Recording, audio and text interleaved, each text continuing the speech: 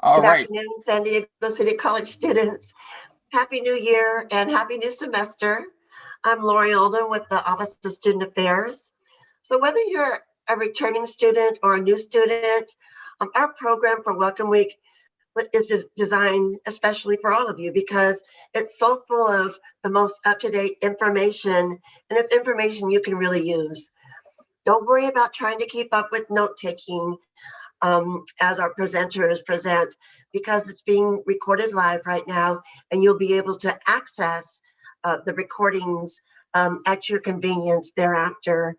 And before we actually begin, I'd like to just wish everybody a happy Black History Month in honor of and celebration and appreciation of all of the Black Americans that have contributed phenomenal and amazing contributions to both the nation and global levels. I just want to acknowledge that. And for more information about some of the events that San Diego City College has, the events and activity has, please visit our website, and you'll be able to view the events and activities which celebrate, educate, uplifts Black excellence. So welcome to Welcome Week. And without further ado, I'm going to welcome our first guest, and it's Mike Espor, and he's with our commercial music department. So without further ado, Mike, take it away. Thank you. Hey, thanks, Lori. We're glad to be here today and be part of Virtual Welcome Week. We had so much fun last semester. Glad to be back. Again, my name is Mike Espor. I'm an assistant professor of music here at City College, and I teach both on the music history side as well as the commercial music, like music production and technology side. And so I just have a few slides that'll give you a nice overview of our program, highlight a few classes and degrees that we have available, and hopefully get you excited to learn a bit more. So I'm going to share my screen. Hopefully you can see it now. And here we go. Are y'all seeing my slides from here? We see them loading at the time. You see it loading right now? Yes. Let's see. Do you see a nice big music at City? No. I see it up there. There you go. Okay, let's go this way. I guess sometimes Google Slides isn't cooperating. Okay, so music at City. This is kind of our umbrella term for both our music program and our commercial music program. The music program has a lot of history classes that give you gen ed credits and are transferable to UC and CSU. Things like Intro to Music, which is history of classical music, jazz, which is music 111, as well as history of rock, which has proven to be a really popular and fun class that I've started teaching just this year. So generally we offer those as 8-week classes. We also have some 16-week sections, and they are all 3 credits, gen ed credits each. And then on the commercial music side, which you'll see actually listed separately if you're looking to register for classes, it's under C for commercial. And that's focusing on music production and technology. So that's like how to create your own music using some of the industry standard software, programs like Pro Tools, Logic Pro, Reason, and Ableton Live. Those are the 4 different pieces of software we primarily teach, and each course focuses on a different one. Our intro courses, you can see at the bottom of this slide, are Commercial Music 50, which is taught in Reason, and Commercial Music 80, one of the ones that I teach, which is taught in Pro Tools, which is probably the industry standard software right now. And they're designed for people who have been making music a long time, or people who are new to it and are just curious. So whether you want to be on the production side of things and really creating everything, the beats, the chords, the vocals, or you're more interested in doing like engineering, like kind of sweetening the sounds and that sort of thing, or you're an aspiring artist who wants to record their own music, we cover all of that. And when we get go back to campus, we also have a fantastic state-of-the-art recording studio with all sorts of great gear, that same stuff that you're going to find in a lot of professional studios around the country. And we can record full live bands. We have a drum set, tons of guitars, and a grand piano, all sorts of fun stuff. We also host what you see here, some of these photos. We host a community recording studio night once a month when the campus is open, where we invite anybody from high school students to community members, professors, anybody. Sometimes my own kids show up, and other professors' kids, and we just make music together in the studio and record it, and go through that whole experience and see what it's like to be an artist in a studio for a night. That's super fun. And then we also have another classroom that's dedicated to making music with computers. So we have 25 Macs loaded up with all the software that I mentioned. But online, it's been awesome. We've been online for a year now, and students have really stepped up and started building their own home studios, which thankfully we live in a day and an age that you can get some of the software for free. You can get a $30 mic on Amazon and actually record stuff that sounds pretty good. So we've been enjoying the challenge as well as some of the benefits of all this online collaboration. Actually, we do a lot where we send projects back and forth, and people are playing instruments on each other's tracks, and it's been really fun, and pushed us to develop new ways of working together. And last but not least, just a quick plug for the City College Music Club. We're actually, I don't have it on the slide, but we are meeting this Friday at 2 p.m. For our first meeting of the semester. I'm the faculty advisor, so you can always email me for information. But the City College Music Club, it's both people who are majoring in music and people who just love music. Some who are musicians, some are just fans and are excited about promoting their fellow students as artists through virtual concerts, through online jam sessions. They're talking about starting a podcast this semester. Just, these students just eat and breathe music and are really excited about, providing a platform to kind of uplift the City College music scene. So if you'd like to be part of that, we'd love to have you. We're going to be doing a lot of great stuff this semester. So last but not least, I'll just share with you our website, which is sdcd.edu/music, sdcd.edu/music. We also have an Instagram, music@sdcity, where we share information about new courses coming up, events. We like to bring different performers as well as industry professionals, engineers, composers, and so on in about once a month to talk about their careers. So if you're interested in any of that, visit our website, get your name on our mailing list. We'd be happy to invite you to some of these events. So thank you for hanging out and for listening.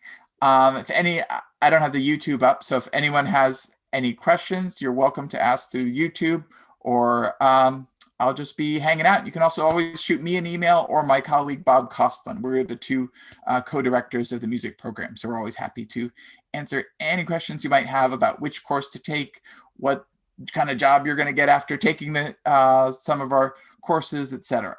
So thanks for your time. Mike, you know what? Thank you so much. I appreciate your slides because I can't help but tell you how it makes my heart reminisce.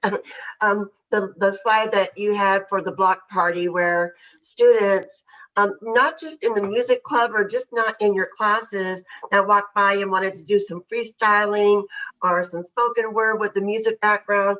Your music club was pretty much at every event, at the Icc club rushes. So much fun. If I'm a student and I'm I'm interested in enrolling in a class, might you just talk a moment about what that looks like on Zoom? So like, do I have to have an instrument at home? How does that take place on Zoom right now? Sure. So I didn't point out earlier that basically all of the commercial music classes, so the music production classes, those are all meeting 1 to 2 hours a week on a Zoom. all of the history classes are asynchronous. So those are just, you go at your own pace. And then, when students have questions, I do have Zoom office hours, but for the most part, you're working on your own. But for the commercial music classes, basically, you need a computer. You need a computer that's smart enough to run this music software. So like a Chromebook probably won't cut it. But even an entry-level Mac these days, or a decent PC is going to have enough brains to run the software. And then basically, as long as you have a computer and like a $30 microphone, I've been able to find free versions of the software that I use, so students don't have to invest additional money in that. And then generally, during my online courses, during our Zoom meetings, there'll be a mix of demonstrations where I'll say, okay, we're working toward this project, so this is how this works in the software, and I'll demonstrate it, and then supplement that with more videos that'll be inside their Canvas course. And then we do a lot of breakout rooms, and we found that that's actually really successful, because sometimes when you're in a Zoom with 20 or 30 other people, you kind of get lost, and it's really hard to have a conversation between that many people. So we'll break folks out into groups of 3, 4, 5 to share their projects, to share questions and answers about whatever it is we're studying that day. And then the instructors will kind of move around, as if we just set people up at a bunch of tables at a classroom. And then, as an instructor, we'll walk around and check in, listen to what people are sharing, and if they've run into questions or problems, and then people will kind of report back to the group. And then we'll, go off in another direction. But I think that's been a way that we've been able to create community, because that's such a big thing in our program, because we know that for free, you could stay in your pajamas and just watch YouTube videos and learn a lot of the stuff that we're teaching. But you don't have that same kind of guidance from an instructor, or that community where you get to meet other people, even virtually, that hopefully you'll end up collaborating with. And we've already seen that even with the online classes, is that the people who get teamed up in these project groups will develop relationships and want to keep working together even outside of class. So I think, again, community, I think, is just so important, especially these crazy times. Yeah, just one last comment or question, or kind of like a statement, and maybe a hope and a prayer. But I was thinking about some of the musicians, singers, how they're able to do these live entertainment shows on Zoom, and it come out this beautiful production. Might we be able to get something like that from your classes this semester, so that, to show it to our entire college community and get it on our website? I would love to see that. Yeah, well, already I had a meeting with some of the officers in the music club last week. They couldn't even wait till the beginning of the semester. They had so many ideas. They begged me to meet last week, and they wanted to start doing some virtual concerts, podcasts, and so on, where they can highlight different musicians here at City College, both through interviews and through some of these live online performances. So stay tuned. I'll let you know as things develop. Thank you. And we'll just have to make sure that it's recorded and broadcast on our college's YouTube live, like we're being broadcast now, so that people can go back and see it if they weren't able to watch live. So I thank you so much for all of your wonderful talent, your wonderful energy, and for all you do with the students and the student club. It's so important, and can't wait for better days ahead to get back to campus and feel that really great energy that y'all bring. Absolutely. Well, thanks again, Lori. It's always great to be able to share here. It's always a lot of fun. So thanks for having me. Thanks, Mike. Take care and have a great semester. All right. Thanks. Thanks. So I noticed that our next presenter, Katie Rada, was in, but she may be experiencing some sort of technical difficulty. So let me just say that, let me just talk about some of the things that that we have going on. Oh, I'm sorry. I just got an email from Katie saying that she's using a wireless on our campus. It's not giving her um, too much success. So let me just talk about the office that I work in for a minute while we're waiting for Katie to join us. I work for the Office of Student Affairs, and as a Student Affairs coordinator, I can attest to how many colleagues, but mostly students, call us the happiest, like a Disneyland, or the happiest place on campus. And it's because we have so many wonderful different programs that come out of our office. I mean, we do have student conduct, but that's just aside from all, it's nothing compared to the programming that comes out. Yesterday, in fact, the Student Affairs Office hosted a Hunger Action Day. And this is where I have the opportunity to serve students. They just drive through our campus and they sign up in advance, and they're able to get fresh groceries, including non-perishable foods, fresh produce, meat. So there beverages. I hope that students as new or returning, that you're aware of that. And if you'd like more information, we'll have some of our folks culminating this afternoon's welcome week with some of that information. So additionally, at the Office of Student Affairs, we get to create cultural programming. And as you can see, the Office of Student Affairs, our Dean Marciano Perez and Roberto Valadez, that is the Dean of Equity, work very hard hand in hand to create cultural programming that enriches our campus, inclusion and inclusivity. And that's something that we always pride ourselves with, because we are a campus where our institutional priorities is social justice at the forefront. I see our guest has arrived, so I'll stop now, and I would love to welcome Katie Rada. Thank you so much for making it. I appreciate your emails, and welcome. I'll just go ahead and send it over to you, my dear. All right. Well, thank you all so much. I apologize for being late. I'm having connectivity issues. I think I'll be a whole lot more forgiving of my students when they're having troubles getting in and out of the internet. I'm trying a couple of different devices now, but I'm here to talk to you a little bit about the theater program at San Diego City College. Now, I have a really great PowerPoint, which I'm hoping to be able to share with you if I can make this work, but I'm not sure that that is going to happen. Hopefully it will. Lori, if you're on standby, if you see me come on another device, maybe you can flip over to that.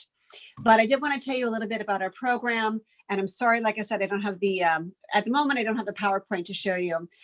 Yesterday, my colleague, Dr. Kate Stone, talked on this Welcome Week video also about our program and about what we do and some of the highlights of City College's theater program.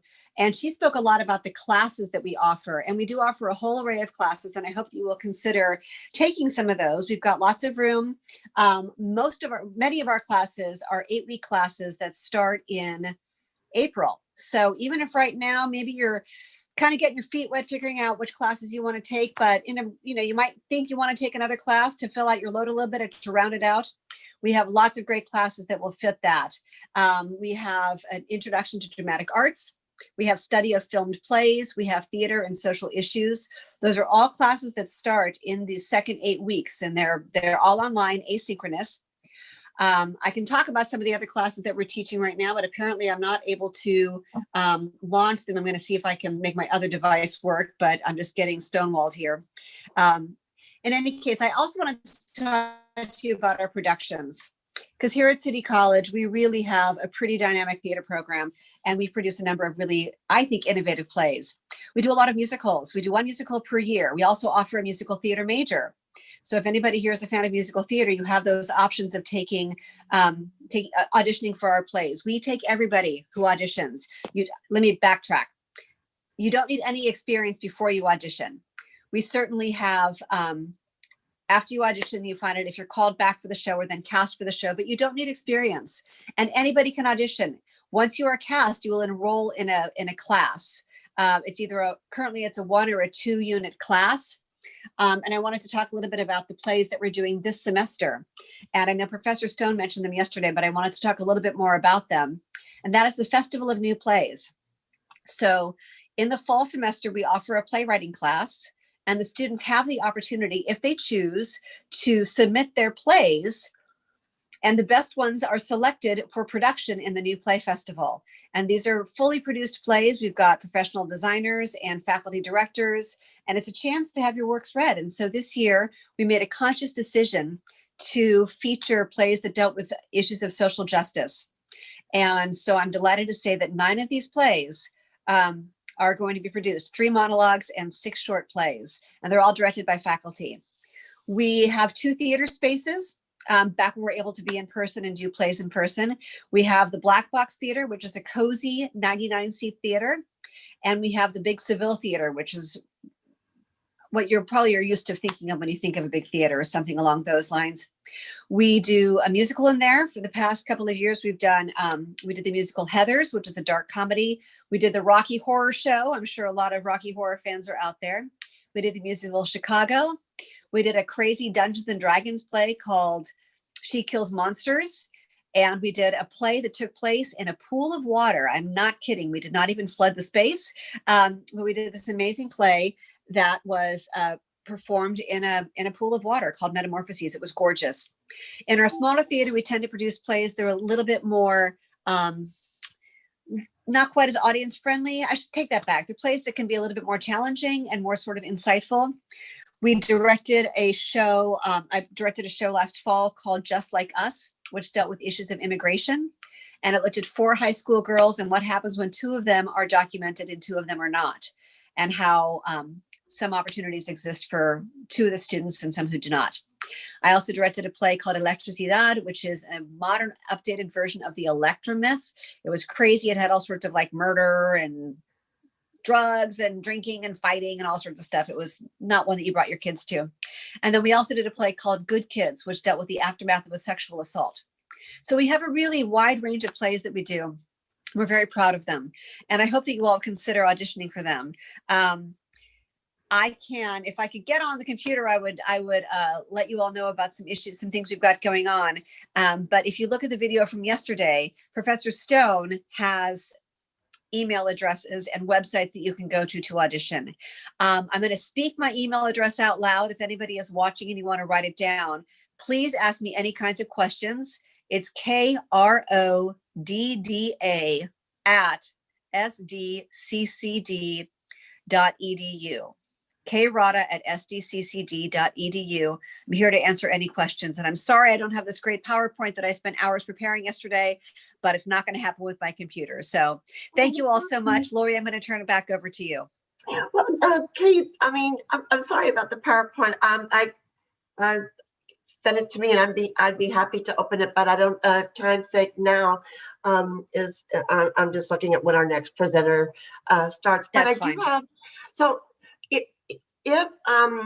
if I'm not a student at San Diego City College, but I'm, I want to, get into acting, into theater, and I want to audition. So how do I find out about the auditions? Am I allowed to audition? Absolutely. You're absolutely allowed to audition. Doesn't matter where you go to school. We have poached students from Southwestern and Grossmont who've come over to do our shows. We have a Facebook page, which is City College Theater. We also have an Instagram, which is also City College Theater, and our information is on that. We have a blog, which is citycollegetheater.blogspot.com. And I should say that we spell theater Theatre. You can spell it either ER or RE. We are Theatre is how we spell theater. And you can certainly find that information out on that. So another question, because that you've got me super excited. I love Good. theater. But so I want to try out and I have the information. What can I anticipate as a student? What does the audition look like? How many people am I, is it done through Zoom? And how many people are watching and judging me? And like, to try to take away like the mystery and anything that might impede somebody who'd be like, oh, nervous about doing that. Sure. This semester, we're doing pardon me, all of our auditions are going to be via virtual. We're not going to be allowed to meet as a group in person. And that information is on our Facebook page right now. You can certainly look at it that way. And you'll just submit yourself doing a monologue. If you don't know, a monologue is a short speech that you say by yourself, something memorized, preferably from a play. It could be a piece of poetry if you're new to theater. It could be a piece of poetry. It could even be song lyrics. Just so we have an idea of the kind of work that you do, and you submit that virtually this year. Typically we do this in person, but obviously we can't now. And then the people who will be seeing them are myself, and then there are two other directors from the New Play Festival, Dr. Stone and Professor Farrell Foreman, because we're going to look at those look at the actors, determine how we can best use them in our particular plays. And then you'll go to a callback, which is like a second interview. And then if we're able to use you, then we'll cast you. And at that point, you would need to enroll for credit for a 1-unit class. Very good. So, okay, another question. So that means that I don't have to, like, as a student, I don't have to do anything live. You tape, do it on YouTube or something and send you a link to. Yep. That's the way we're doing it this year. This is the second time we've done this. We did a whole play last year, last semester that Professor Stone directed, completely virtually. It was just completely done virtually. There was the whole thing was rehearsed and performed over Zoom. Oh my gosh.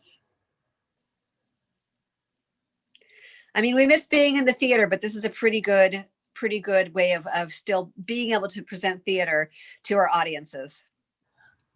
Well, it sounds terrific, Katie. And I know the works that come from your theater program. It's a phenomenal program. It's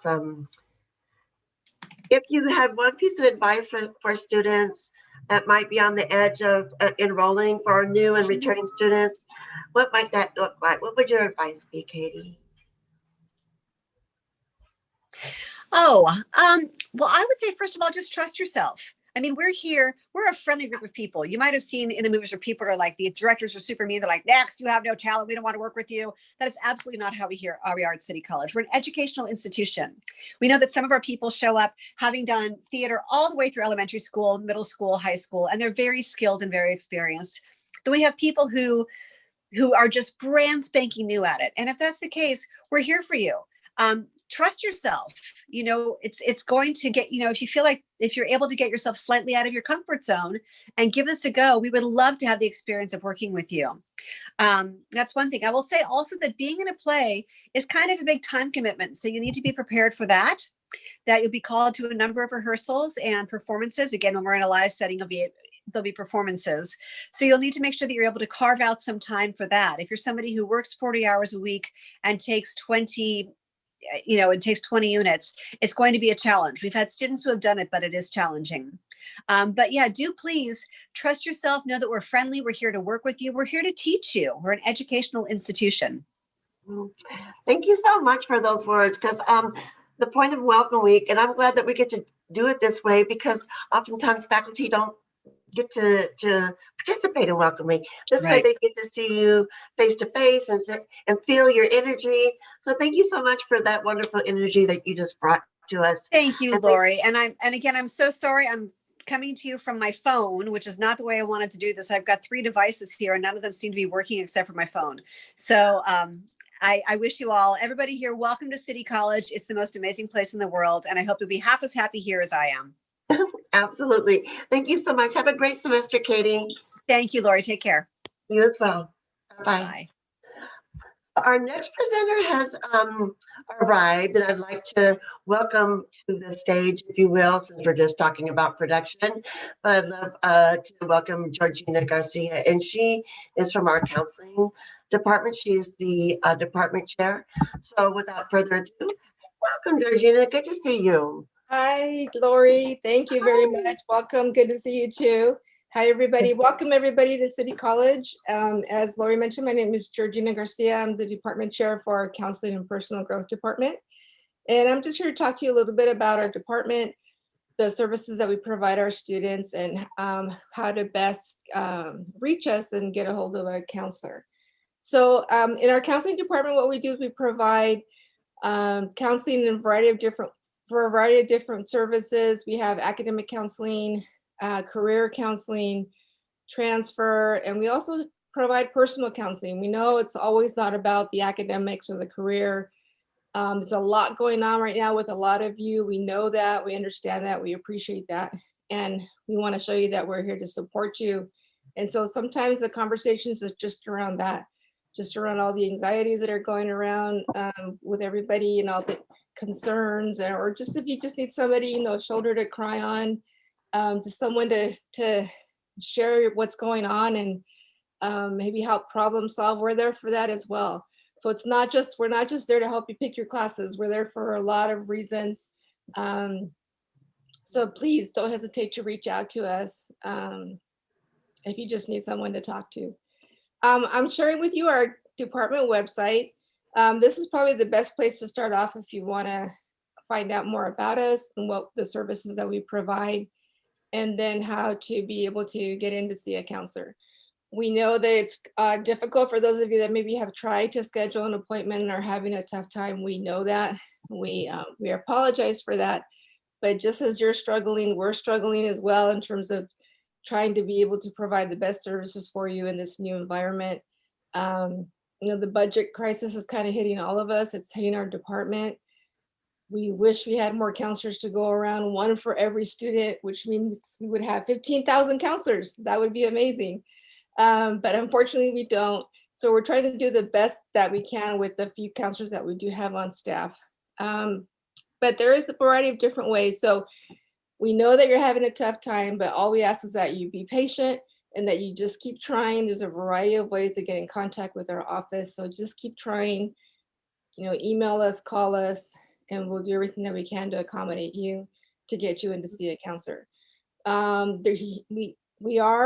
department right now currently does have a Google Voice number that we're working off of. So if you need to call us, here's the Google Voice number on our website, as I mentioned, 894-6118. You can call that office and one of our classified professionals, our amazing front staff, will get a hold of you, leave a message if you're not able to get somebody, and they will get back to you. You can also try to email our front staff at citycounseling@sdccd.edu. They'll be able to assist you with kind of general questions about our department. If you're looking to schedule an appointment with the counselor, they can help you with that. Just like I said, general questions, you want to contact them. If you're looking to speak with an actual counselor, well, first of all, if you're a brand new student to City College, which probably a lot of you are, that's why you're watching. But if you're a brand new student to City College, what we do is that before you meet with the counselor, to complete our new student educational planning workshop it's currently through our Canvas learning management system. We've developed a new course for all of our students to complete. It's self-paced. You get to learn about all the different things that you need to know to help you with academics and identifying what courses to select your first semester. If you have any questions about any of that, you will find a lot of answers in the educational planning workshop. So click on the link and it'll take you to our counseling workshops page where you can then link to the Canvas page. It's a public course, so you don't necessarily have to be logged into Canvas to do it, to complete the course. But make sure that you go through that first, because then that also is a good place to start to help you generate questions. You might, once you watch this or go through the Canvas course, there might be some questions that you never thought about asking when you meet with the counselor. So make sure you take some time to go through the workshop, try to get all the information that you can. If it makes sense to you and you're able to select your classes, great. But if not, then we're there to provide assistance for you and to answer any questions that you may have. You can email us through the Ask the eCounselor service. We do answer general questions through this service. We can't get into personal academic records via email for confidentiality reasons. We want to make sure that if we're talking to you about your academics or any other records, that it's really you, and we can't necessarily always do that through email. So it's really important. We want to keep your information confidential. So, but we can answer some general questions that you might have just in general about classes or the graduation or submitting your transcripts, if you're bringing in transcripts from another campus, or how does it work to get my transcripts evaluated, things like that, we can answer questions for you. We also have a frequently asked questions page that you can access some kind of just general questions that you might have about the campus, about the services, what's a prerequisite, how do I clear a prerequisite, things like that. You can either go to our frequently asked questions page, or you can submit an email to the Ask the E-Counselor service. We do offer both same day, what are called drop-in sessions or quick question sessions, and we have virtual, like live 1 hour e-appointments. So our same day sessions, again, our drop-in sessions are same day. So you would have to access our ESAR scheduling, online scheduling system to be able to see somebody that same day. The live 1 hour appointments, we schedule 2 weeks out. So currently we're booked for the next 2 weeks. So you just kind of have to keep trying every day and look for an appointment that might be available 2 weeks from that day. That's kind of how we release our appointments, kind of on a 2 week basis. It's a very busy time for us right now. That's why you're probably having a difficult time getting in to see us. But after the ad drop deadline, which is February 16th, things tend to die down a little bit. And so you'll probably be able to find a lot more availability after the 16th than you would right now. So if it's a question that can be answered after the 16th, like if you want to do long-term education planning, you already have your classes for the spring, you're all set up for the spring. But if you want to do some long-term education planning, like what classes to take over the next 2 years, or to find out even how long it's actually going to take you to graduate. Some of you might be thinking it's going to take you 10 years to graduate, when it's really only going to take you like 2 years or 2.5 years, right? You just don't know. But if you sit down with us, we can take a look at all your requirements and help you select the best courses for you, the most appropriate that'll go towards your career goal, your academic goal. And then you'll be able to see, we love to do what are called semester by semester plans. And so we outline all the courses that you can take. It's visual, right? It's on paper. And you'll be able to see, oh my God, I can actually finish in 2 years. Like there's a light at the end, right? And when I was in college, I loved using semester by semester plans. I'm a very, very visual person. And so I used to color code them. And the best part about the semester plans is at the end of each semester, you could just cross it off. Like, I'm done. And then you can see how much closer you're getting to your goal. So that's really motivating. So definitely, if you want for a counselor to help you create a semester by semester plan, definitely seek us out after the 16th. It's not something that you vitally have to have now, but you can definitely come and see us after the 16th to create one of those plans. And there'll be a lot more availability for you. If you go to schedule a 1 hour appointment though, and there's nothing available, don't forget that you can still schedule a same day drop-in session. We do have quite a few of those that go unfilled on a daily basis. So there's 2 different links to schedule. Let me take you to the online counseling page. There's 2 different links to schedule either a drop-in session or a live 1 hour e-appointment. So you would have to go to the separate links depending on what you want. So you would click on this link here to schedule a short, quick question drop-in session. During these quick questions, we don't do long-term planning because that takes a little bit longer. We usually only have about 20 minutes for these sessions, but we can certainly help you with quick things like, oh, one of my classes got canceled. What other classes can I take? Or I really don't want to take this class. I don't like the professor. This class is going to be too hard. I need to pick something else. So we can help you with things like that in a 20-minute session. If you have a prerequisite that you need cleared, we can help you with that in a 20-minute session. But if you do want to do long-term planning, if you want to do some career counseling, take a look at maybe some transfer options if you're thinking about transferring, then try to come and see us for a live e-appointment. So again, this is the link that you would click to schedule a quick question, and then you just kind of fill in the information. You sign in with your student ID. If you want a 1 hour live appointment, then you're gonna agree to the consent that's up here at the top. Make sure you read this information. And this online appointment link will open up for you. So if you notice, it's not there when the box is not checked, it's blank. So if you click on agree, then the online appointment link will become available for you, visible. You click on that, that takes you into our online appointment system for the 1 hour appointments. So it's 2 separate. So if you start here and you see that there's no appointments available, go back to our online counseling website and go up here and pick a same day session, right? Or vice versa. So you can always go to one or the other. It's not like you have to do only one or, only one or the other. You can try one. If that doesn't work out, try the other. And you can also call our front team. They'll be able to schedule a session for you if you're having a hard time with the online scheduling system. Use our Google Voice number to call us to have us manually schedule you an appointment, or you can also submit an email to the front team, the city counseling email address, and they'll try to be able to accommodate you to meet with the counselor.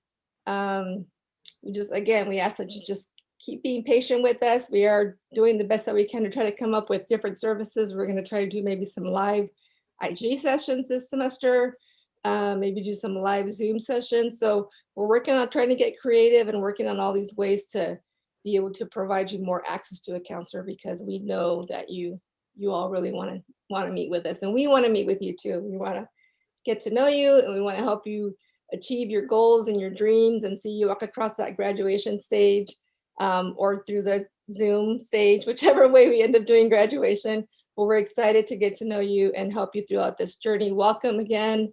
Don't hesitate to reach out. Keep trying to reach out. Somebody will definitely get back to you. Okay. Thanks.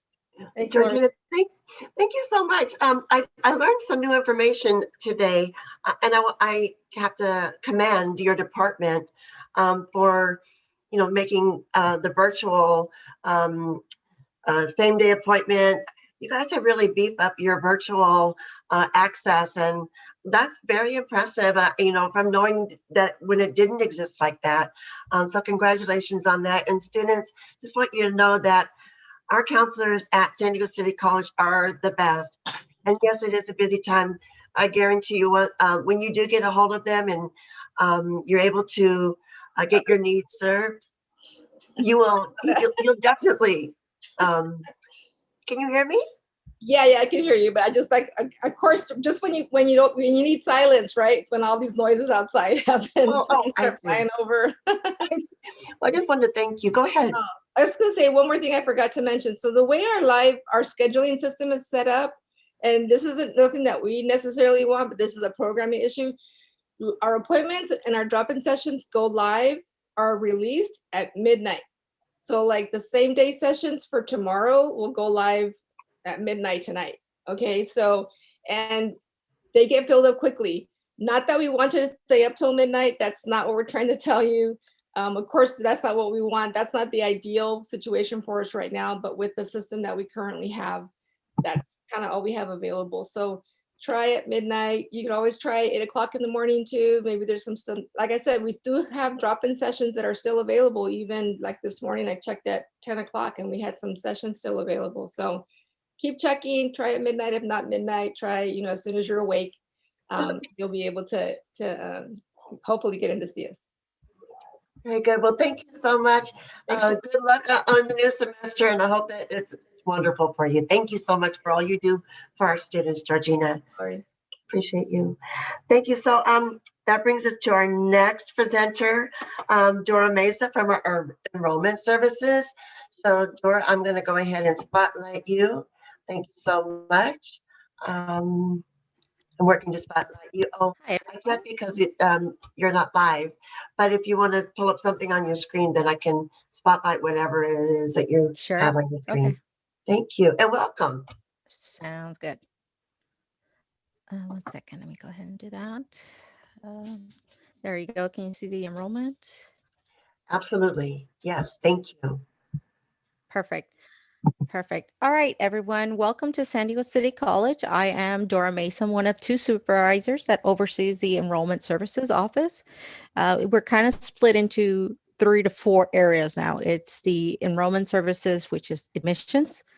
Our main focus is the application, helping students with international student admissions, residency, helping our students enroll in their actual classes, helping them navigate through any challenges that they have, processing their permission numbers on their portal, updating their personal information, just social security changes.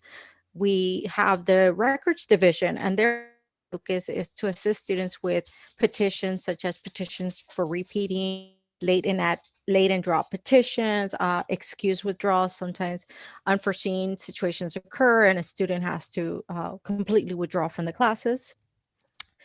We have on the screen this Google Voice number where staff, we are available Monday through Thursday from 8 to 6 p.m. and on Fridays from 8 to 3. We have the email for the admissions office. You're always welcome to send us the email. And as long as it's something within the scope of our area, we'll be able to answer it. Usually, if you have a question where you're not quite sure who you would be speaking to, we will guide you to the appropriate department or individual who you would be speaking to about that. Let's see, let me switch it to the next page. The other component is our Veterans Division. This is where we do all the certification for our veteran students and the dependents that are utilizing educational benefits that have been transferred to them. In the meantime, this is our peak season for certifications, and due to the high volume as well as the processing time that it takes the VA to initiate certain benefits to our veterans, we have been dedicating all of our resources to the certification process. So for the meantime, we have removed our telephone number from the website so that it allows our school certifying officials the opportunity to focus on that full time. That doesn't mean you cannot get a hold of us. We have the email. And what's happening is basically I'm going through all the different emails, whether it be admissions, residency, VA records, and just going through there and assisting the students with any questions, guiding them through the process. And sometimes even doing a follow-up if a student emails me and says, hey, I submitted my document. What's the status? As long as I get the SRB numbers from the students, we most certainly can give them an up-to-date status report on it. Some of the students, it's pending a counselor to review it just because we need to make sure the classes are benefit payable, which means they're applicable towards your major, so that we can initiate the certification process. The beauty is that once we've actually certified the students, they will get an automatic email from VA1s, which is our reporting system to the VA, informing them of the units they've been certified and the terms. So you don't have to follow up at that point. You'll know that from that point on, it's in the hands of the VA. But again, you can always email us and we can help answer any questions. What I wanted to also share with you is many of our students are currently encountering challenges. Let me see if I can actually do it. 1 second. Maybe not. I might need your help again, Lori.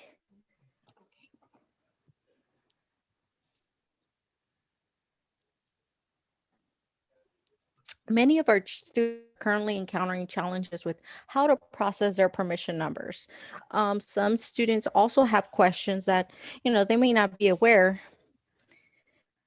There is an option or feature in our Mysdccd portal that allows the student to have a preferred name.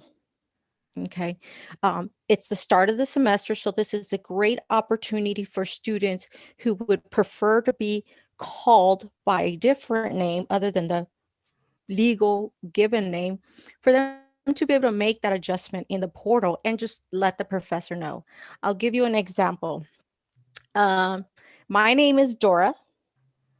And so a lot of people say, oh, like Dora the Explorer, which is okay. I'm all fun and games with it.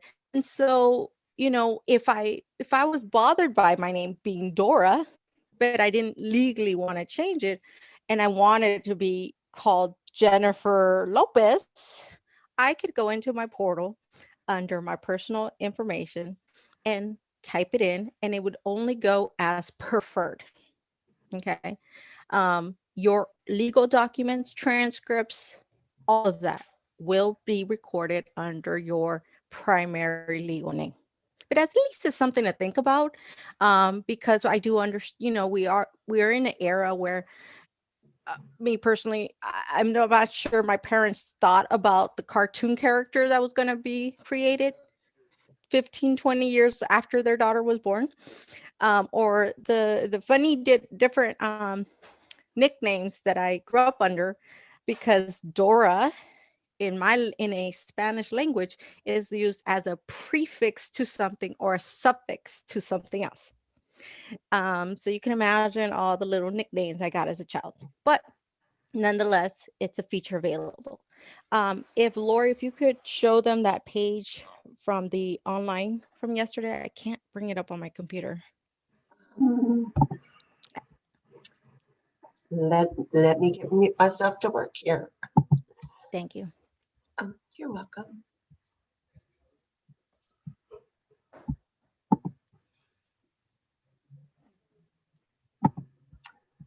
I'm gonna go to our website. Oh, look, I've got my things all ready to share here. I'm sorry.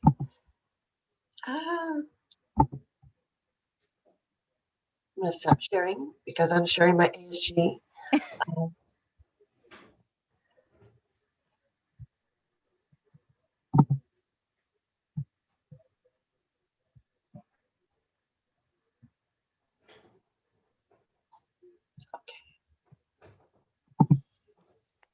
I'm just going to go to our website real quick and I'll get to that area so I can share. You're going to walk me through it again, Dora. Sure. It actually would be great. That way I could show the students how to get to it. Perfect. So now let me go to share my screen then. All right, so we're on our home page right here. Now go ahead and tell me, instruct me where to go. So what I wanted to introduce you guys is to our online services page. And all you do is you go to the home page and you scroll down and you're going to see a tab, a white tab. There you go. This says Remote Online Student Services. You would just click on that and it's actually going to provide you a list of all the student services, telephone numbers, and various ways to get a hold of us during this alternative work mode. If you click on admissions and enrollment. Okay. Now on this area here for admissions, what I have done is I've added the Mysdccd portal user guide. If you click on that link, it will automatically take you to the Mysdccd portal and you can type in on this search or ask the question, permission numbers, how to process a permission number. And the system will give you a series of options based on your inquiry. And then you'll be able to select the one that best answers your question. And it'll give you step-by-step guides on how to do that. And the reason I felt it was important to add this to our site and to share it with students is because I do understand that some of our students are working during hours that we're here, but then they get off of work and then we're not available on the phone because we've already called it. I would say leave for the day, but we're just shutting down for the day. So it gives you the opportunity that if it's 11 o'clock at night and you need help processing your permission number, you don't necessarily have to wait until the next morning or possibly till the following week on a Monday. You could type in process permission number and the system would give you that option and you would click on it and there you go. Okay. There you go. So, well, you can even do that one, how to add a class to your shopping cart, any of those. And it's going to give you a step-by-step guide. You could do you could do the first one. And you just scroll down and it gives you a screenshot of every single step you're going to be encountering to help you navigate. It's a great tool. I've gone in there and it's a helpful guide on how to do even other steps. So I encourage the students, if they find themselves where they want to become more familiar with the portal and all of its features that are available to you as a student, it has a variety of different features and options that you could click on for information. So again, I hope my presentation has been informative. I hope I've made you feel that, You are welcome to email us any questions that you guys have. Many of our staff members are alumni. Many of our staff members are also students. So we understand some of the challenges and we know how important it is for us to help you. So again, welcome to City College. Dora, thank you so much for that comprehensive overview and for allowing me to go step by step, because it allowed me to learn more as well. So thank you for enhancing the website to serve our students in this virtual environment. I wish you a terrific semester, and we'll see you soon. Take care. Absolutely. Thanks again. Take care, everyone. Thank you. In keeping with our time frame, our next presenter is Dawn Taft, and she's here to talk about a mental health work certificate. Hi, Dawn. Thank you so much for coming. Glad you can join us. I will give it over to you so you can begin. Okay, great. Thank you so much. Well, good afternoon and welcome back to our returning students, and a big welcome back to those attending City College for the first time. We're so happy you're here and hope that you have a really great first semester. I'd like to start by asking, are you interested in working in the mental health field or majoring in psychology and want to confirm if it's the right major for you? If so, the Mental Health Work Certificate of Achievement may be a great program for you. I'm Dawn Taft, and I serve as the academic counselor for the Mental Health Work Certificate, which is offered through the Public Mental Health Academy, also known as PMHA.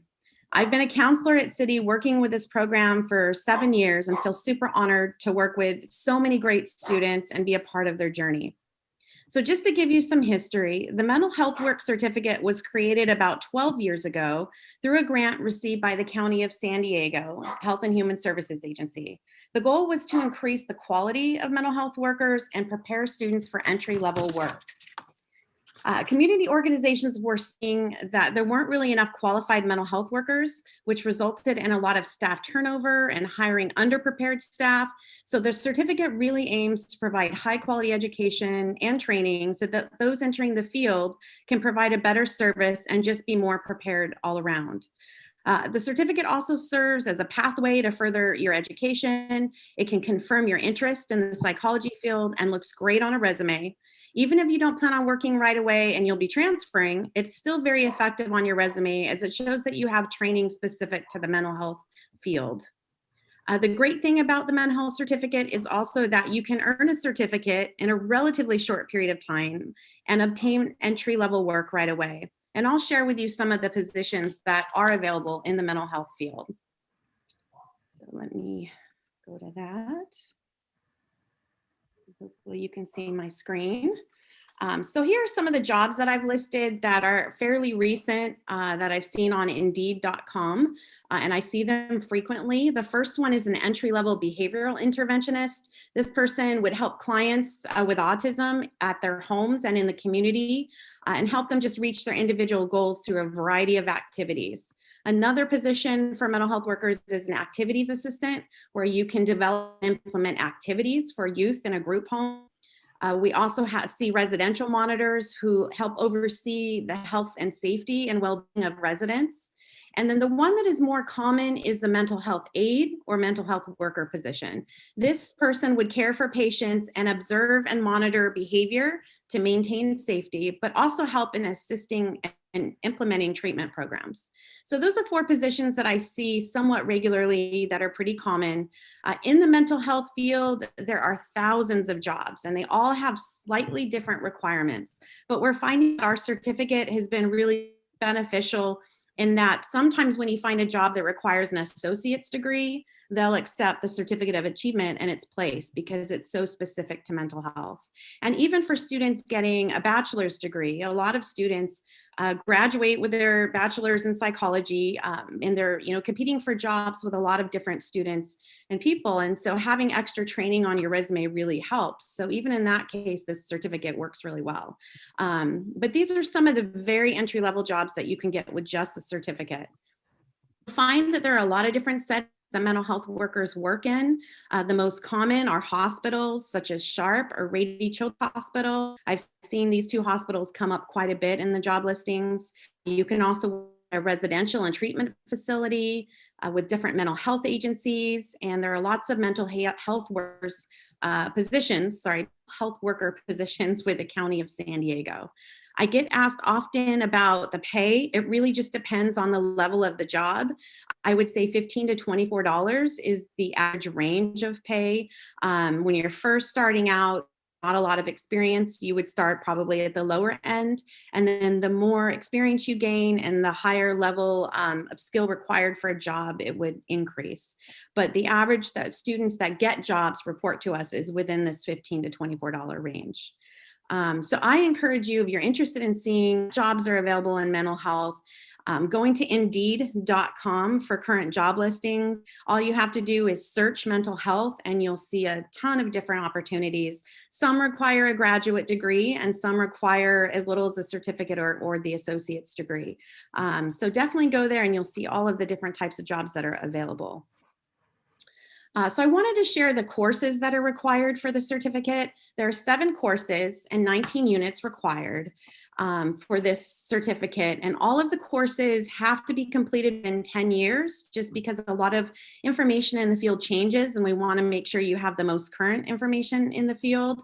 And also they do have to be completed with a C or better. So the first class is just Basic Psychology 101, a general psychology class, introduction to the field of psychology. Many students have already taken this for GE, so it is good for the certificate of achievement. If it's over 10 years, however, you would have to take it, or just depending on your circumstance, I could work with you to see if it's possible to get that tenure waived. But generally, it has to be within the 10 years. The second course is Psychology 161. That's Introduction to Counseling. Students learn effective helping skills and counseling techniques. And that course also covers legal and ethical issues. Our next course is Psych 245, which is Abnormal Psychology. It explores recognized patterns of abnormal behavior, and you learn various theoretical models. We also offer Psych 130, which is Intro to Community Psychology, and that looks at the role community plays in our wellness and how to engage communities to make change. We also have a HUMS 95 course, which is the Public Assistance and Benefits Programs class. You learn about the various county resources, such as housing, shelter, childcare. And this course is extremely helpful for students working in the field, that they can really assist their clients better by referring them to the services that they need. So just being aware of all of those county resources is super helpful. And then we also require the HUMS 105, which is Family Support Model, study of family support model as it relates to mental health. And you learn about the various support programs, access resources. And then finally, the course that we suggest you take at the very end is Psychology 276. This is our fieldwork and psychological services course, and students work in a site for 50 hours over the course of a semester to gain that experience that's needed to be able to go out and be efficient, as a mental health worker. It comes down about 4 to 6 hours per week, and the instructor will work with you on finding a fieldwork site. So you don't have that ahead of time. You just, once you get into the class, you'll determine that. But if you do have a site that you already work with, you're already working in the community, normally we can work with that as well. But this is a really great class for gaining experience in the field. It also connects you to all of the different mental health agencies. Some of our students even get jobs, and it's just a really valuable class. And also the work that you do can be added to your resume to show the experience that you gain. So these are the courses that are required, again, for the certificate. There are so many benefits to the certificate program. I could go on and on about them, but I thought I would share the ones that come to mind. And the first is that it's really just preparing you for employment, in the mental health field in a very short period of time. I would say most of my students finish the certificate in 2 to 3 semesters. I have had students finish in 1 semester, but I definitely wouldn't recommend that, as it's a lot of units for 1 semester. But 2 to 3 semesters is average. You're gaining knowledge in the mental health field that's needed for employment. You're participating in the fieldwork class for the 50 hours. So again, you're gaining that experience that looks excellent on a resume. You're getting ongoing academic counseling support. I think this is one of the bonuses for students in this program, is that we have an academic counselor that's specific just for mental health workers, and that's myself. And so I work just with students in this program. So I become very familiar with psychology and social work and part of the AODS program. And so any student in that area, I can help pretty efficiently and help, envisioning future goals and all of that. So you have access to me. You pretty much just email me. We set up appointments. It's pretty easy to work with me. And you'll also receive ongoing emails. I send out an email every 2 weeks with different resources such as jobs, deadline dates, transfer information, trainings, anything that comes up related to mental health that I think is beneficial, I send out to my students. So I'm able to just maintain constant contact with them and remind them I'm here. And I think it's super helpful. It really helps them feel supported and connected on a regular basis. The other benefit of the program is there are 18 of the units are CSU transferable. So they will transfer to a CSU like SDSU or CSU San Marcos. Only 6 of the units are transferable to the UC, however. And then courses also count as major courses for degrees in AODS, social, and psychology.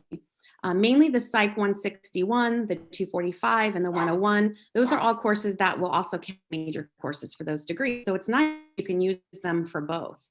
And then finally, students that finish the program are eligible to participate in the college's commencement ceremony with just the certificate of achievement. And then we also have a graduation ceremony that's just for mental health work students, just to be able to celebrate together and recognize their efforts, as it's a lot of work, with these courses. There's a lot of material to learn and it's intense, and we just like to acknowledge the students for their hard work. So those are the benefits of the program. I put on here my contact information. I'm typically in the office Tuesday to Thursday from 9 to 3, but we're working at home and I do check emails Mondays and Fridays too. But I typically will respond from Tuesday to Thursday. So if you're interested in getting just more information on the program, you want to know how to get started, how to get enrolled, what classes you need, I'm here. You can email me at dtaft@sdccd.edu.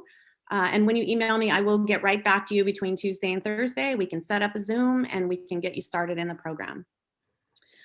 So that's pretty much, that's our program in a nutshell.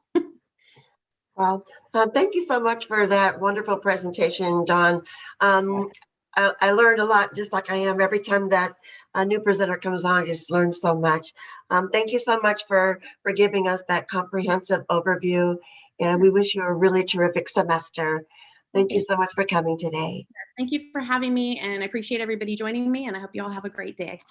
Thank you. You too, Dawn. Right. Take care. Bye-bye. Bye. So our next presenter is Jenya Rodriguez, and she's with our CalWorks department. So without further ado, Jenya, I'm going to go ahead and get you started here as the spotlight. Hi, thank you so much. Hi, everyone. My name is Jenya Rodriguez, and I'm going to be representing the CalWorks office today. Welcome, everyone, to the spring semester. I'm going to start off by sharing our contact information. Right now, since we're working remotely, this would be the best number to reach us. It's 619-800-3875. You can also reach us through our email at cwkfd@sdccd.edu. So CalWork stands for California Work Opportunity and Responsibility to Kids. What is CalWorks exactly? So CalWorks provides cash aid and services to eligible families. So this is mainly for families who are or who have children under the age of 18 or dependents under the age of 18 and who meet the county's low income requirement. And the CalWorks cash aid benefits are determined by a family's income. So the objective of CalWorks is to provide supportive services and resources to assist applicants or students in our case with obtaining self-sufficiency. And some of those supportive services do include childcare, mileage reimbursements, transportation assistance, book funds, and much, much more. I'll be explaining a little bit more about those additional services a little further into the presentation. So San Diego Community College District CalWorks programs partners with social services, but we are not social services. We are completely separate from the County of San Diego. However, we are here in every community college campus in order to support students who are receiving CalWorks cash aid from the county. Our CalWorks program supports students' success through completion, transfer, job placement, and self-sufficiency. And again, I will explain a little bit more about the services that we offer in our specific office a little bit further on.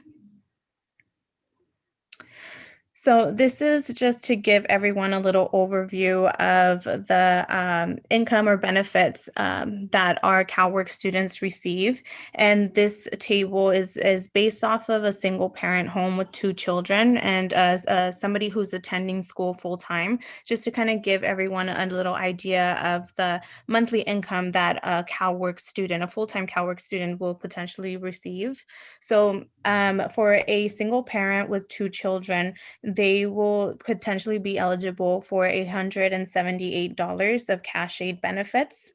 Along with CalWorks, usually recipients are also eligible for CalFresh benefits, which is only for food.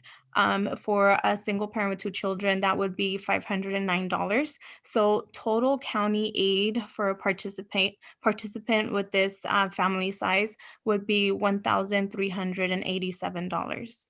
So now, taking into consideration if this particular parent is attending school full-time, they'll also be receiving grants. So here we have the federal Pell Grant, which is $645 a month. And then additional to that, our office does offer work-study benefits. So we do offer students employment within the campus. And ideally, if they are working the maximum allowed time, they would be working 20 hours a week and would ideally be getting paid about $13 an hour. So calculating all of that, that would be about $1,040 every month that students will be getting paid for work study. And this is pre-tax. So the awesome thing about this is that CalWorks, the CalWorks benefit amount is determined by income, but financial aid, student grants, work study, and scholarships, they're not counted towards the aid. So the students' CalWorks cash aid benefits will not be impacted by work study or by any of the grants. So in this situation, the total monthly income for this family would be $3,000 and $3,072. Okay. So how do you become eligible for CalWorks? As mentioned earlier, for our particular program, you do have to be a CalWorks cash aid recipient from the County of San Diego. You also do have to be enrolled at San Diego Community College. So you don't necessarily have to be enrolled specifically at City College. You can also be taking courses at Miramar or Mesa College. However, your financial aid file does have to be at City College for you to be eligible for the CalWorks program at City College. Okay. You are eligible for CalWorks for up to 48 months. However, this has also recently changed, and now participants can be eligible for CalWorks for up to 60 months. And this time frame is only for parents because the children are eligible for CalWorks up until they turn 18 years old. So these are some of the services that we offer specifically within our office. So we do provide counseling services. We do have counselors available to our students that can provide academic, career, and personal counseling. They can complete comprehensive education plans for students. We provide CalWorks orientations, and we also assist with career exploration. Another service is an individualized training plan. So this is called an ITP. For our students, they do have to verify their school information with the County of San Diego to continue to receive their aid. And our office specializes on completing those forms to verify that students are enrolled in school and also to verify the amount of hours that they are participating in school activities. We also provide student success workshops, which include work readiness and also career exploration. We also provide workshops in personal development. So we provide a lot of workshops to assist the students in becoming successful in both their school and personal lives. We do provide priority registration. So anybody who is participating in CalWorks, they are given priority every time a new semester begins. They're given priority with registering for courses. We also provide financial aid assistance. So if any student needs any assistance with financial aid appeals or applying for financial aid, we are able to do that. We also serve as advocates for our students, especially when interacting with the County of San Diego and partners. We provide auxiliary requests, which include any book requests or any requests for parking, material fees, and health fees. And we also provide work study. So that is employment on campus. And again, that is exempt income that does not count against students' cash aid. So the CalWorks Social Services, they also provide additional services besides the services that we provide in our office. They provide paid childcare for students, monthly cash assistance, transportation assistance, or mileage reimbursement. They also provide paid mental health counseling, and they also pay for educational supplies and books. And then for families who are receiving CalWorks and CalFresh, they are also automatically eligible for Medi-Cal. Okay. And this is just a little bit of statistics on CalWorks and how it impacts our students. So 100% of CalWorks recipients who receive a 4-year degree no longer need cash aid. And 85% of CalWorks recipients who receive an associate's degree no longer need cash aid either. So the CalWorks program is definitely making a difference. And I'm going to go ahead and post our contact information one more time for anybody who has any questions or would like to contact our office, or also maybe refer any family members, friends, or anybody else that you may know that could be eligible for CalWorks. Yanira, I just wanted to say that thank you for that wonderful presentation. And I'm really thankful that you included that last slide as to how you all make a difference and the percentages, because CalWorks is truly an impactful program. I really didn't realize how impactful it was. So to see those statistics, that's phenomenal, the work that you all do with our students. So thank you. Well, thank you for having us here. Thank you so much, Yanira. I hope you have a wonderful semester. Take care and stay safe out there. Thank you, you too. Thank you so much. So we're going to go ahead and move on to our next presenter. And this happens to be one of my office mates and colleagues, so really family. So this is Sylvia Ramirez coming to the stage to talk to you today about scholarships. So without further ado, there you go.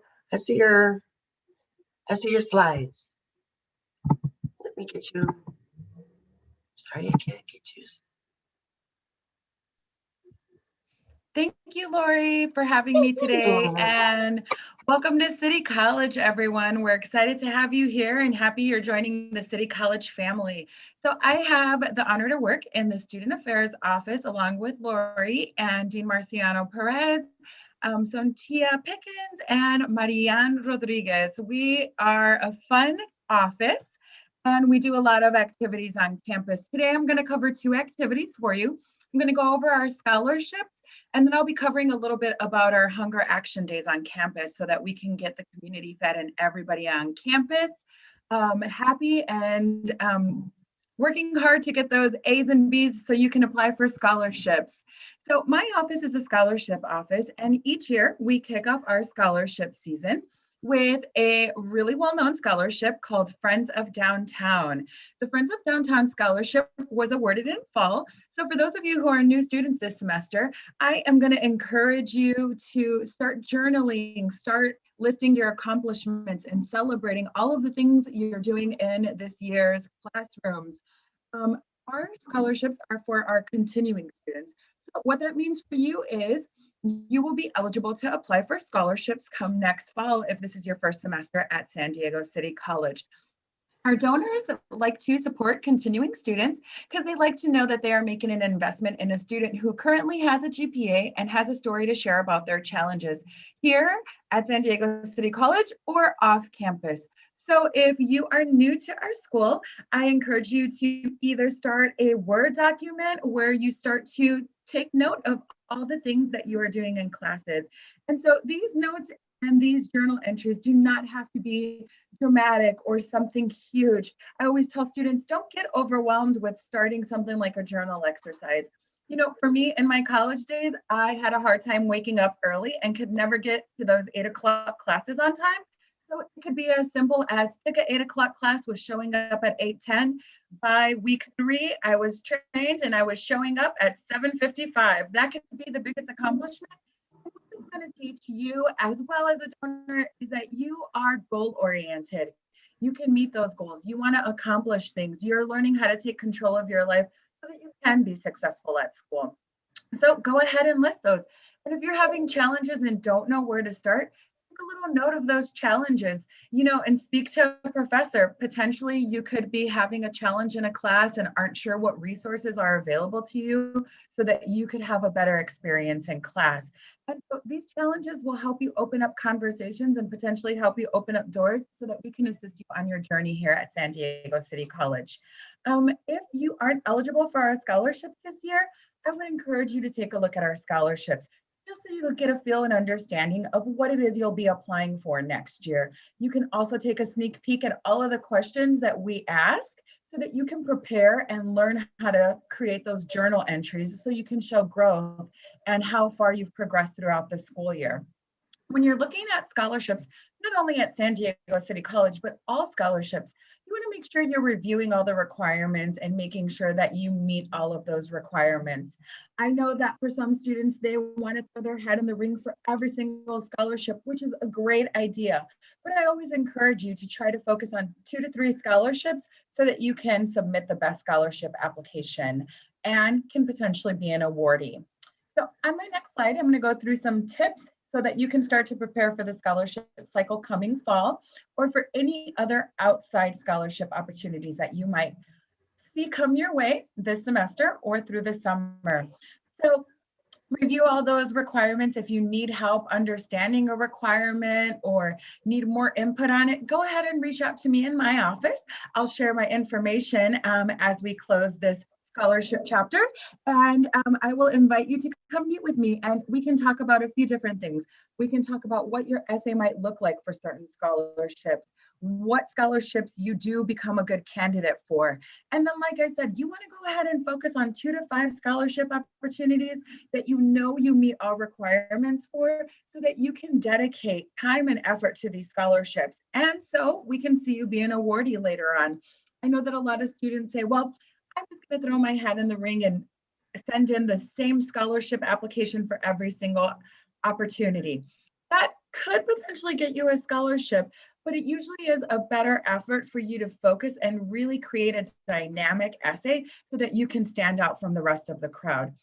A lot of our students do have a lot of similar stories, which makes it extremely hard for our reading team to choose awardees. So make sure you're painting a picture of your journey at San Diego City College, what your journey after being with us looks like, and what your hopes and dreams and aspirations are for the future, and potentially how you want to help the community. Having this extra criteria in your scholarship essay is going to help you stand out and help you be one of the top choices for our readers. That is what the donors and the readers are looking for. Someone who's not only overcome adversity and is resilient, but someone who knows how to continue the fight, knows how to follow the steps to be successful, and knows how to put those steps into action. So definitely reach out to me and make sure that you are also creating those connections with folks on campus this semester. A lot of students say, oh, there's letters of recommendation. I didn't even know that I was going to need that in the future. So I'm here today to let you know that yes, letters of recommendation are going to be something that all college students are going to need, whether it be for applying for a scholarship, a future job, or applying to transfer. So make those connections with your professors, especially in this Zoom world. We don't have the luxury of getting to know each other in class or speaking to each other in the hallway or when we see each other. So try to reach out to your professors. You know, they have office hours not only to help you overcome challenges, but also so you can build a connection with them. And so those relationships are going to be meaningful, and those relationships might also help you shape your career, may help you have connections to get an internship later on down the line, or you could be surprised. It could be a great person to support you through your journey at San Diego City College. And so the next slide that I'm going to share is going to be our website. I'm going to stop sharing really quick so I can pull up our website for you. We have a really amazing and informative website for our San Diego College City students. And it has a lot of information for you. And it's also going to be the place to go so that you know what's going on in the scholarship world. So as you know, we're working remotely right now, but that doesn't mean that we can't connect, chit chat, and get to know about each other so that you can create your scholarship essay. I am available via email. Right here is my email address. If you ever feel that you have a question and can't come to my office hours, reach out to me via email. We can set up a different time to meet, or we can simply contact over email and connect if that's your preference. I have virtual office hours. They're going to start next week and will run through May. In those office hours, I try to chat with students for 10 to 15 minutes, go over what scholarship application questions they might have, or simply just get to chit chat so I know who I'm working with and what our population is. A lot of times the students walk out of the meeting saying, wow, I guess I never really thought about myself the way you retold me who I am. You know, we're in the thick of it. We're living our day-to-day lives, and there might be something that you do daily that you don't think is special and makes you stick out or stand out from the rest of the crowd. But simply by sharing that with someone who doesn't really know you or doesn't really have to live the same things that you've lived in your life might say, you know, I've noticed that you are very, very much a resilient person. You are a single parent, you come to school every single day, and you're getting a 3.0. To me, that's something amazing. To the person who might be living that life, that might just be life and how they've always lived life. So connect with me through our office hours or via email so that we can chat and get you prepared to apply for our scholarship cycle next fall. That is going to be the kicker. Our Friends of Downtown always kicks off our scholarship season because they give over 40 scholarships to San Diego City College students. And then immediately after that scholarship cycle, come December, we're going to have another huge pool of over 50 scholarships just for San Diego City College students. This is an amazing opportunity for you guys to be able to secure that money to buy yourself a laptop, any expensive software you might need, or in preparation to transfer and pay those security deposits at the new 4-year that you're going to be attending. So I'm excited for you to be here at San Diego City College. Please don't hesitate to reach out so that we can talk about your amazing scholarship essays that you're going to be submitting next semester. Oh my gosh, you make me want to be a student again. I want to be retooled. Never too late or too early. That's the truth. And so do you have any questions for me, Lori, regarding the scholarship process or how we come up with these or who's on the reading team?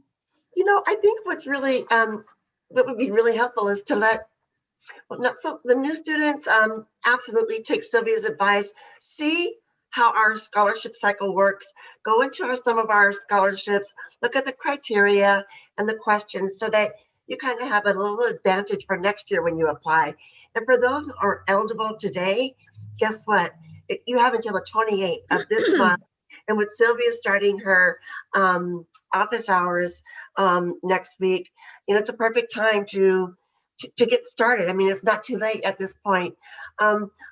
Sylvia, if you could share, like, I don't know if you can or not, but you shared some really good information with us today with regard to scholarships. Would you be able to, like, just let students know, like, from the back end what that looks like? Yes, definitely, Lori. That's a great question. applying to a scholarship is only half of the process. As I stated before, you're going to need letters of recommendation to help you get through that scholarship process and help you secure that funding. So those relationships are going to be essential to you next year. So I think that's one of the important things that students often forget. Because for us on the reading side of scholarships, once you submit your scholarships, we close the pools, and then we go ahead and have campus and community members read those scholarship applications. And it's not just going to be the dynamic story that you share, but it's also going to be the stories that those who wrote your letters of recommendation share. Like I said, it is really important for you to see yourself sometimes through the eyes of someone else, because they're going to see things in you that you might not even know were there. And so that's always one of the great things when we're able to read letters of recommendation that are extremely genuine, and you can tell that the student and the instructor, the student and the mentor, or the student and the counselor have a unique relationship, and that the recommender has seen the applicant grow. That is going to be the most rewarding for everyone involved in the scholarship process, because we're here to help you learn to navigate the system. We're here to help you grow. And we are here to ensure that you know that San Diego City College has a lot of money coming out of the scholarship office, and that these opportunities are unique to you. So the more you can share in your scholarship essay, the more informed we are on campus to know what the needs of the students are. So that's really, really, really why reading and applying for scholarships is such a unique opportunity to our campus, because we not only get to meet our students at a different capacity than we would in the hallway or while we're interacting at functions, we get to know a little bit about you, and we get to say, we see this person doing excellent, or we see this person trying to do it. So we want to support those students, and we want to be able to give you that extra push so that you know that you're not the only one here believing in yourself. We're here supporting you and believing in you making your dreams come true as well. You're so absolutely right. And Sammy, you're to be commended for getting new donors and just staying on, getting money from new donors and existing donors to continue this wonderful financial support for our students. So thank you for your time and efforts. I wish I could get a snapshot and give it to our students as to how hard you work to get that done, because it just doesn't happen. You make it happen. So thank you for that. And I think you're also going to be going over our food distribution, correct? I will be going over our food distribution. So switching gears now to the other awesome thing I get to do in our office. Our office, Student Affairs, is one of the supporters of our Hunger Action Day on campus. Hunger Action Day on campus takes place the first Tuesday of every month and the third Monday of every month. Be sure to monitor our calendar online at sdcd.edu. Sometimes we do have a few holidays that fall on either the first Tuesday or the Monday. So we do still provide food for students. We just switch up the day. So make sure you are monitoring that. So our Hunger Action Days are something that I'm extremely excited about and really, really have loved see come through the college campus during the pandemic. We had a food pantry on campus, and we used to serve students via the food pantry and did Hunger Action Days on campus as well. Now that we're in this pandemic life, we restructured our Hunger Action Days to become contactless Hunger Action Days. So what that means for you is that you simply need to sign up. We're sharing a link below. You can sign up two ways. You can sign up via the link on the site right now, or you can visit our Student Affairs website and also sign up for Hunger Action Days there. It's important for everyone to sign up. We don't turn you away if you didn't sign up, but why we like people to sign up is because the more people we have sign up, the more food availability we're going to have for those of you who drive through. And we have been getting some great things from both San Diego Food Bank as well as Feeding San Diego. Both of them have been very generous with our students, and we have been receiving amazing, amazing vegetables, amazing fruit, amazing dried and canned goods. And these are things that a lot of our students on campus are extremely thankful for, Everybody who comes to do the Hunger Action Day really, really does leave with enough food to feed their family for at least a week, if not more. Yesterday, we had amazing avocados on campus, and it was just so fun to talk with everybody who was driving through and talk with everybody there to say, you know, what could you make with this item? What could you do with this item? So that's also been a fun thing to have on campus. And then also the interaction where we're able to see, you know, our students face to face. We know that our students have had a hard time adjusting to online life, and I will say, so have we. So it's been very nice for the community to come out, pull together, volunteer to get these families and community members fed. I'm just going to share some amazing pictures with you because I feel like it has been some of the fun times on campus that we're able to have. So this is all of us dressed up, ready to go. Was it last week that we had hail in San Diego, which is totally unheard of. And we were out there, you know, having food for our students. So nothing will stop us from providing nutritious food for you. And, you know, we love serving you. Here are those avocados that I was talking about, oranges, potatoes, apples, and there's an abundance of this. So please come out and sign up so that we can continue to feed you and fuel you so you can do well in school and so that you can focus on everything else other than food. And so we can help you eliminate that from your plate. And, you know, we have a lot of people coming through. We also have a lot of activity when we do the drive-ups. We've had people from other offices come and volunteer so that they can also see students. So it really is a good time, and it really is something that we started before the pandemic and are happy to report we're continuing throughout the pandemic. And, you know, hopefully we're still doing this when we go back to campus because it is really a great, great event.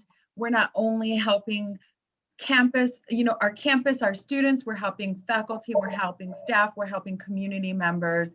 And it really, really just fills my cup with joy to be able to have this program on campus and for us to be able to partner with such great food banks to get wonderful food for our students. So it's twice a month, rain or shine. We hope that you sign up. We hope that you come through. We do ask that students stay in their car, wear their masks. We're trying to be as safe as possible. So we really, really, really hope to see you at our next event and sign up so that we can get you wonderful food and get you and your family fed. You know what? Thank you for sharing those pictures because pictures are worth 1,000 words, Sylvia. And I just want folks to know out there, you may have recalled earlier, I said that Student Affairs is like Disneyland. It's the happiest place on campus. We have so many wonderful programs coming out of our campus, and each individual, like you see Sylvia and Marianne, who you'll see next, Tia and Dean Perez, this family at San Diego City College. So we don't just serve your needs academically. We treat the entire, we want you, your mind, body, soul, spirit, stomach, right? Because it's hard to study. It's challenging when you're hungry. So honestly, doing the work of God and just students just know that we're there to help. And please visit the website that Sylvia had mentioned. Either if you got it from the slide or just go to the Student Affairs website, sign up. We want to see you out there. And I look forward to, I just look forward to a time where I can participate again. I'm missing you all out there, but thank you for doing the great work because it's hard work. It's hard work, folks, but it's done with love and care and compassion and understanding. So with that, Sylvia, thank you so much for talking about scholarships and our food action days, our hunger initiatives at San Diego City College. And thank you, Lori. Have a great evening. Semester. You too. Thank you. So our next presenter is also, a student affairs person. And I'm just going to tell you that full of love, compassion, and she works a lot with everything. So I can tell you that everybody in student affairs, we have our hands in everybody's programming. And so I'd like to introduce to you Jenya Rodriguez, and she's going to talk to you today about our student clubs. Thank you for coming, Jenya. I can't hear you. Let's see, let's get you off unmuted. Thank you for having me, Lori. You. Welcome to City College students, also the returning students, welcome back. My name is Jenya Rodriguez and I work at the Office of Student Affairs and I primarily work with the clubs. Unfortunately, due to COVID, we haven't been able to get together or have many activities as we used to before the pandemic. But I want to show you that you can still create a club and where you can find the application packet, and I'm going to walk you through. And of course, if you have questions, you can email me. My email is marodrig, which is MARODRIG @sdccd.edu. I'm here to help you and walk you through the process of opening a club for our students to enhance the student life at City College. I'm going to share the screen. Give me 1 second.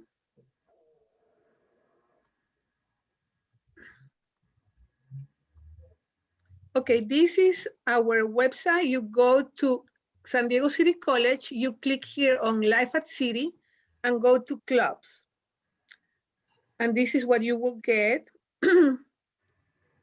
And I'm going to talk a little bit about what is the ICC. The ICC is the Inner Club Council, which is like all the clubs get together to network and see what they are doing, maybe even work together for a common goal.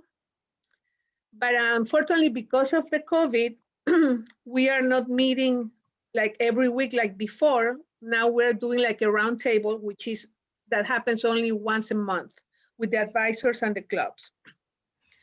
All the information is here. The ICC meetings are going to take place on the fourth Wednesday of each month, beginning Wednesday, February 24, which is going to be at 3 p.m. Here's a Zoom link, and we have our information here, but because nobody's on campus, we cannot do anything about it, but you are more than welcome to email us, at least to me, for inquiring about how to open a club, you can email me. I'm going to show you the club directory. We used to have like a lot of clubs that were very active before the pandemic. And you will see here the directory with all the name of the clubs and the purpose of the club. So if you are thinking to be part of a club, or if you are browsing here to see if you can find a club that you like, but you don't see anything that you like, then you might try to open or create a new club. Then if you want to open a club, you will have to attend a mandatory club orientation. Here's my email if you have questions, and you can have access to the presentation when you click here. It's important also that you get familiar with the board policy 3200 so you can read what it's all about, and if you are willing to do, follow the rules that clubs have to adhere. Here's the club recognition packet. You click there, and then you can fill out the forms. This is a fillable document. Right now, because of the pandemic, I know not everybody has the latest PDF to do the electronic signature. The easiest way, and because everybody has a cell phone, maybe it's just to write in a piece of paper the name, your name, and your signature next to it, and then attach it to the email when you send this packet to me. You need, in order for you to open a club, you need to have a president, a vice president, a treasurer, and a secretary. You cannot open a club if you're missing one of these important board members. We have two kinds of clubs. We have the charter club and the registered club. The registered club, you can open it with 6 members, and the charter, you need at least 10 members, and all of them have to buy the ASG membership sticker. And when you have a charter club, you have the option pitch to the ASG for funds. That doesn't mean that they're going to approve it, but at least you will have that option. Let me see, the packet for this semester is going to be due, let me see, let me show you.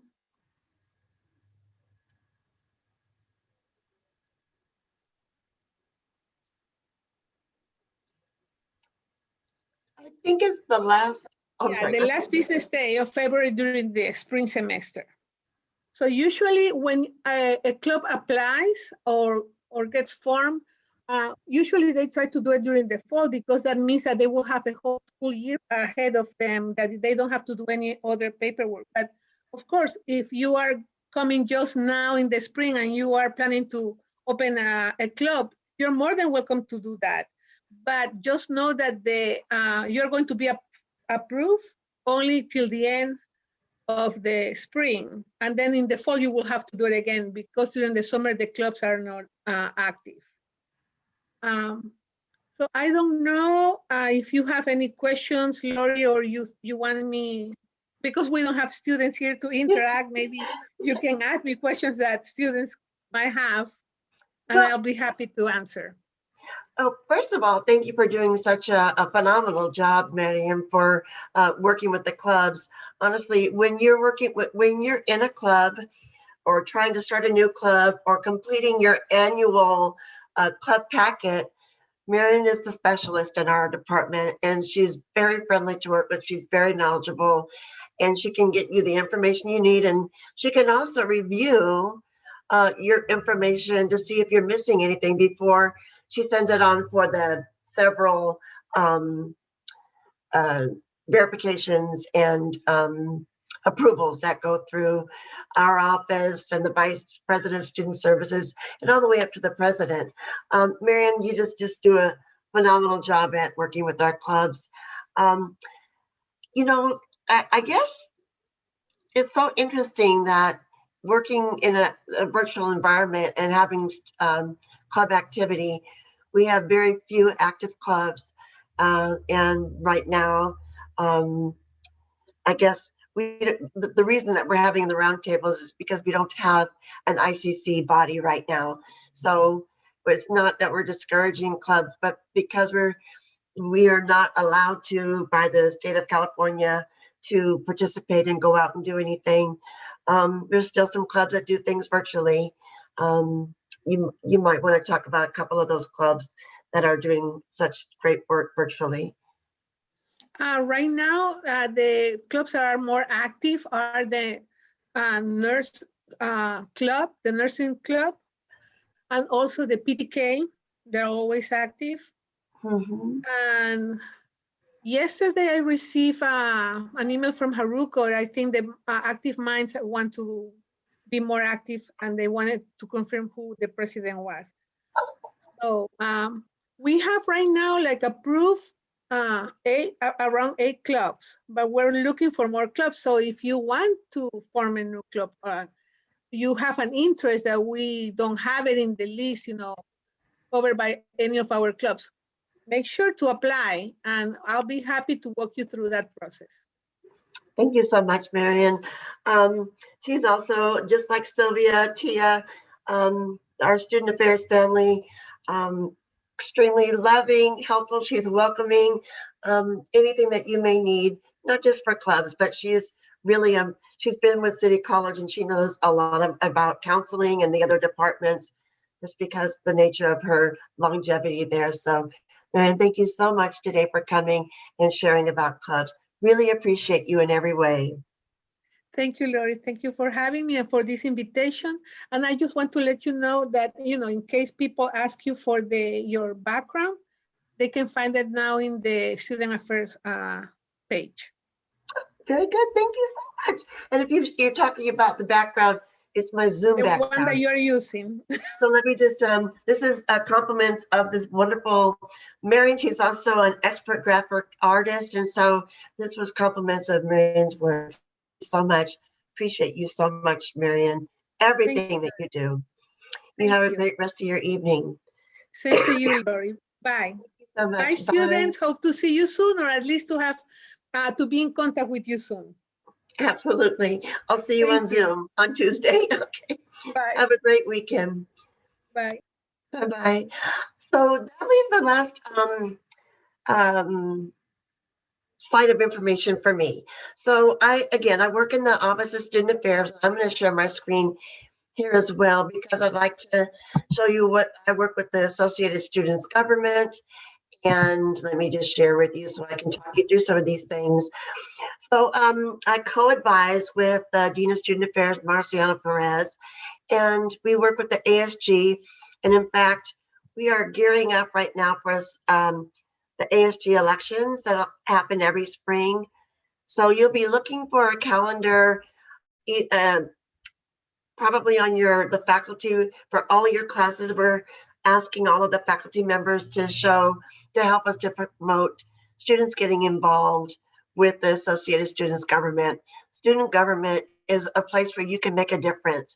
Honestly, if you're a person who wants to make a difference on our college campus in San Diego and in our state, and network with so many other brilliant student leaders to make change, to make great change, ASG is where you want to be. It is recognized as its own entity within San Diego City College and within our district.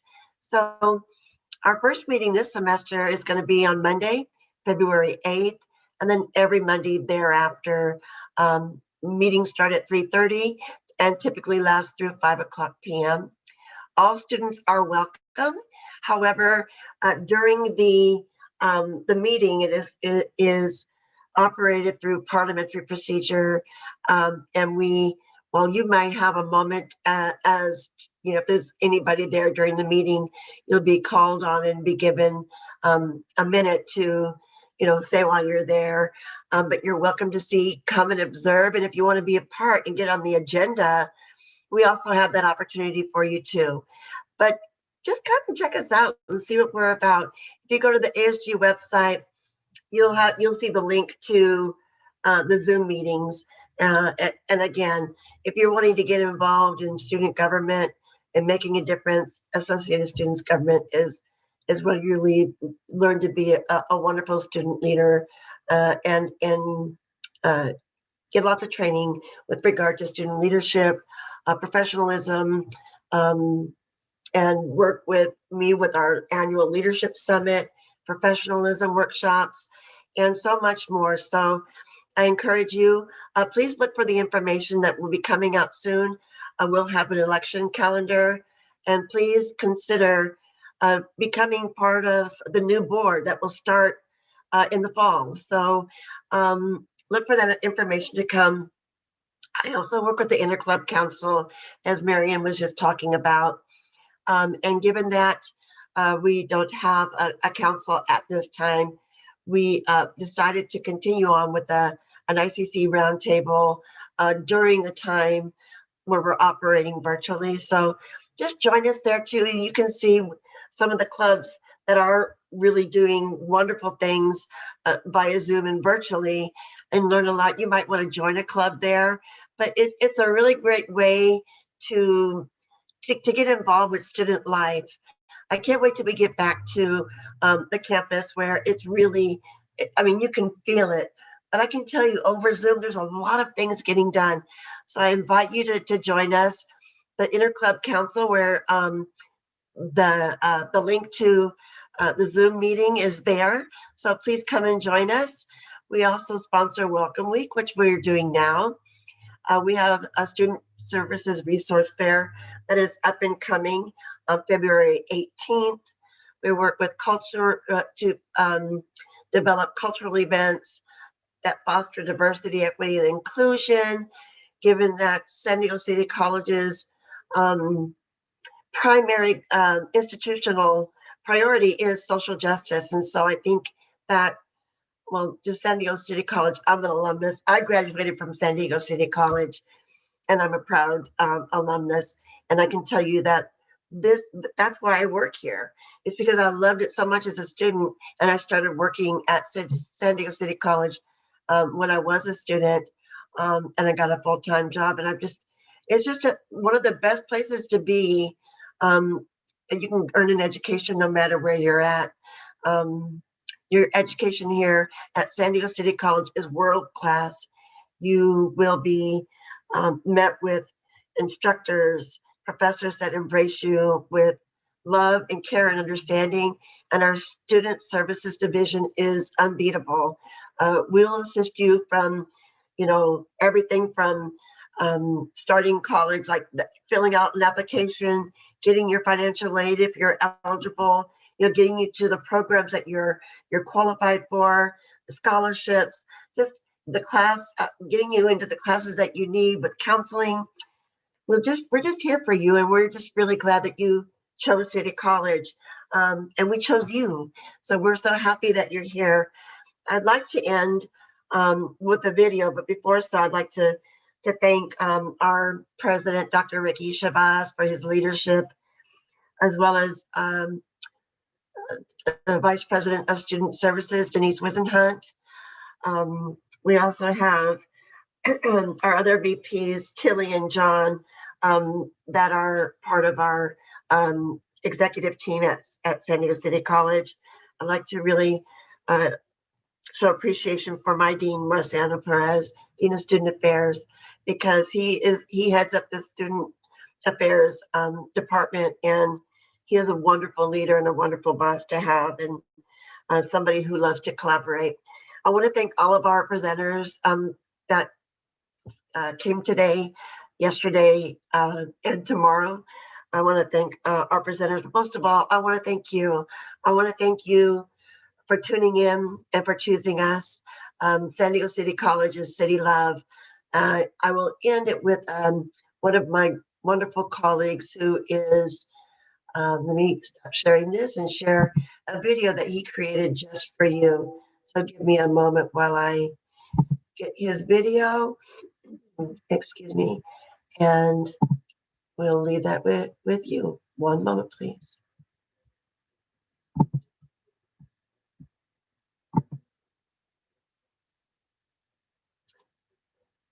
So this is Luke. Thank you again. I'm Lori Older from Student Affairs.